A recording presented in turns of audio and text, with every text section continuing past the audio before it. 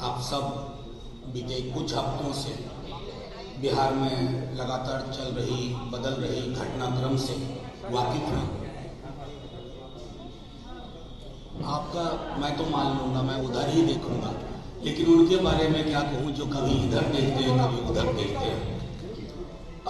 मेरा मानना है कि थोड़ी चीज़ें ऐतिहासिक परिप्रेक्ष्य में बात की जाए। आज माननीय मुख्यमंत्री जो तब भी मुख्यमंत्री थे 2022 में, अब भी हैं, जब उन्होंने लालू जी और हमारे नेता तेजस्वी जी को अप्रोच किया कि हमारी पार्टी को भाजपा तोड़ने की कोशिश कर रही है, मैं बड़ा परेशान हूँ, असहज हूँ। आप सब जानते हैं लालू जी, तेजस्वी जी विशाल हृदय के, उनको लगा ये तो हमारे ही परिवार का हिस्सा रहे हैं, एक वक्त इनको प्रोटेक्ट किया है। लेकिन तेजस्वी जी की एक शर्त थी और वो शर्त साफ थी कि अगर हम आपके साथ आते हैं तो मेरा पहली प्राथमिकता होगी बिहार के युवाओं को रोजगार देने की, नौकरी देने की, क्योंकि 10 लाख नौकरी का वादा हमारे मैनिफेस्टो में था, हमारे संकल्प में था, हमारी प्रतिबद्धता में था। नीतीश जी, माननीय मुख्यमंत्री जी 17 बरस अलग से भी शासन किए। बिहार की चर्चा पूरे देश में, मैं आप सब जानते हैं, कई अन्य कारणों से हुआ करता था, लेकिन पहली बार बिहार की चर्चा हुई जब लाखों लोगों को नौकरियां मिली। ये उनका कमिटमेंट था। 17 महीने रहे वो, 4 लाख से ऊपर नौकरियां मिली। और आज की भी जो प्रेस कॉन्फ्रेंस है, कुछ चीजें आपके समक्ष रखना चाहता हूं। 17 बरस बनाम 17 महीने, ये आप सब जानते हैं, हम नहीं कहना चाहेंगे। बिहार का युवा किसी भी जाति का हो, किसी भी धर्म का हो, आज उसमें हताशा का माहौल है, क्योंकि उसने सपने देखने शुरू किए थे। हर गांव के एक व्यक्ति को नौकरी मिली है, 2 व्यक्ति को नौकरी मिली है, 3 व्यक्ति को नौकरी मिली है। कोई पड़ोस सूना नहीं है नौकरी के बिना।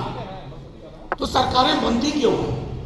सरकारें मंदिर मस्जिद की साइज के लिए नहीं बनती, गुरुद्वारे के लिए नहीं बनती, रोजगार के लिए बनती है, बेहतर सड़कों के जाल के लिए बनती है। आरक्षण के प्रति जो हमारी प्रतिबद्धता थी, उसके लिए पहले जातिगत जनगणना हुई। नीतीश जी तो पहले भी मुख्यमंत्री थे, जातिगत जनगणना क्यों नहीं हुई? किसने ये आवाज उठाई थी? विधानमंडल में शिष्टमंडल के साथ कौन गया? तेजस्वी जी।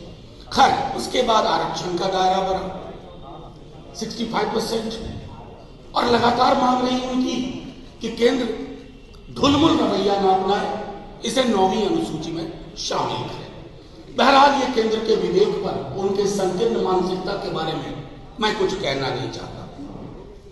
अभी 1,35,000 से ज्यादा पद सृजित कर चुके हैं, तेजस्वी जी कर चुके थे स्वास्थ्य विभाग में। 1,35,000 सब कुछ हो चुका है। बस मैं माननीय मुख्यमंत्री जी से आग्रह करूंगा कि सिर्फ ये तेजस्वी का विजन था इसलिए इसको खारिज ना करें, बिहार के युवाओं को स्मरण करें और इन 1,35,000 नौकरियों पर 2 महीने के अंदर सारी प्रक्रिया पूरी करें।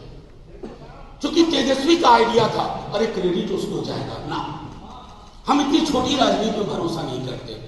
क्रेडिट लोग दे रहे हैं, क्या करें, लोगों का मुंह बंद कर दें। 1 लाख शिक्षकों की नियुक्तियां भी पाइपलाइन में करके वो निकले थे। 1 लाख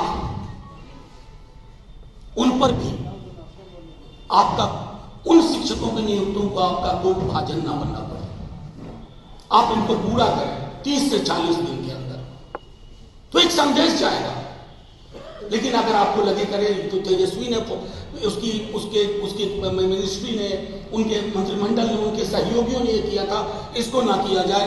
इस प्रक्रिया और इस मानसिकता से माननीय मुख्यमंत्री जी आप बाज आए। बिहार की भलाई के अलावा हमारी पार्टी का कोई एजेंडा नहीं है। मैं बार बार दोहरा रहा हूं, इन 17 महीनों में बिहार की चर्चा पॉजिटिव एजेंडे के साथ हुई है।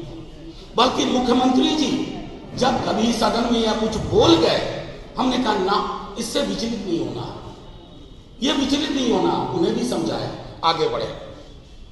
गृह विभाग और अन्य विभागों मसलन सहकारिता, ग्रामीण कार्य विभाग, लोक स्वास्थ्य अभियंत्रण और अन्य विभागों में भी रिक्तियां चिन्हित कर दी गई हैं। और इन चिन्हित रिक्तियों को मैं फिर से दोहरा रहा हूं कि आप इसको सबोटाज ना करें, इस पर कुठाराघात ना करें, तो बिहार के युवाओं को सपने देखने का मौका लगेगा। एक और चीज आपको आश्चर्य होगा, आशा एवं ममता कर्मियों के मानदेय को बढ़ाने की फाइल 2 कैबिनेट से रोक दी गई थी। मैं खुद पटना में रह करके महसूस कर रहा था। आशा कर्मियों के डेलीगेशन तेजस्वी जी से मिल रहे, उनको भरोसा था, उनकी मानदेय बढ़ोतरी पर सब कुछ हो गया, हस्ताक्षर हो चुके हैं माननीय स्वास्थ्य मंत्री, लेकिन नहीं, क्या बिगाड़ा है? तेजस्वी से न प्रॉब्लम थी, वो भी क्या प्रॉब्लम थी कोई नहीं जानता, आज तक आप नहीं बोल पाए कुछ भी। आशा और ममता कर्मियों के लिए क्यों कर रहे हैं व्यवहार? उनका घर कैसे चलेगा?